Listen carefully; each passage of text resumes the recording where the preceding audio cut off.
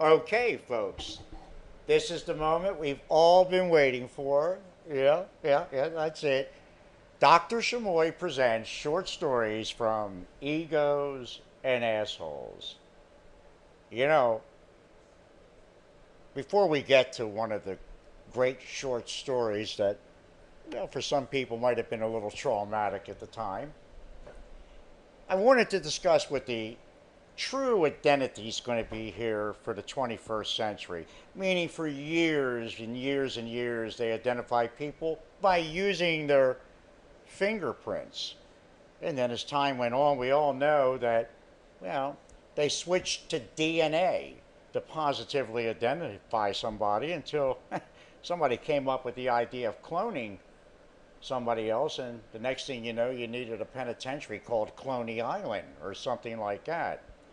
And then they moved on and they wanted to do the retina scan for the positive ID and true identity of each person. Of course, if you saw the same movie I did, somebody'd steal your eyes just to scan and open up a door. Well, I want you folks to know that the true identity, the true way they're going to be able to identify each and every one of us in the 21st century is going to be that of the rectal scan. Yes, that's right, the rectal scan, because history has shown that there's no two assholes exactly alike. Many that are similar, you can't name two that are exactly alike. And think about it for a moment. Think about it for a moment. Unlike your eyes, who's going to want to steal your asshole to be you? I know. All right. Okay. All right. Now, where to begin with a story, chapter 1, part 1. Let's get the Rolodex of time.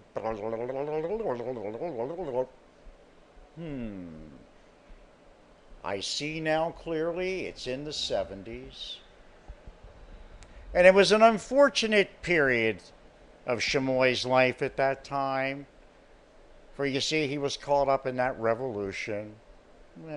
Economic revolution, I think it was. And was back in seminary school, was rather detained, for another polite way of saying incarcerated or stuck. And one bright sunny day, it just seemed like a good idea. Well, I don't know, maybe to go to the beach, get back to the old neighborhood to see some friends. Only they called it escaping. And I borrowed their driver's education car for the mode of transportation. Well, I was finally caught and apprehended running through the woods about 30 miles from that institution, and they finally caught up with me. Car was destroyed. Funny thing happens when you throw it in park at 90 miles an hour. And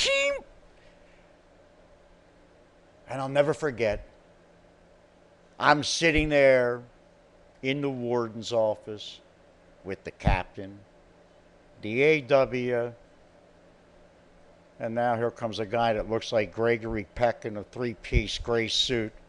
He was with the FBI. Puts his foot up on a chair next to me and says, "Son, why did you take that car?" Paul's looked at him. Too far to walk. Well, it was. It was at least 150, 160 miles from Ocean City, Maryland. But he didn't find the humor with that answer. My chair suddenly developed 3 legs, and it kept falling over backwards with me in it every time they picked it up and set it up. Can you imagine that?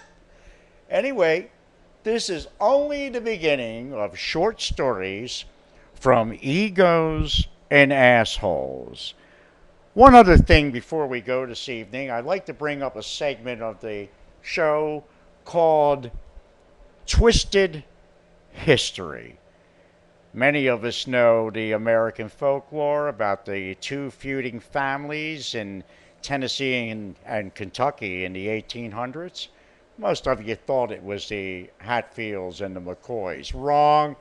It was really the Hatfields and the Shmoys. Now, we'll get into something about that later on.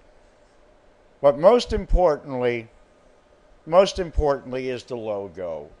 You'll see there over and over and hear me say, for remember, there's more ways than one, and there is.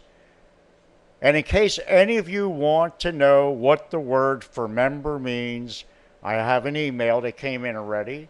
And "remember" simply means, in order to remember, you must forget. So remember that. Yay, have a Shmoyful day.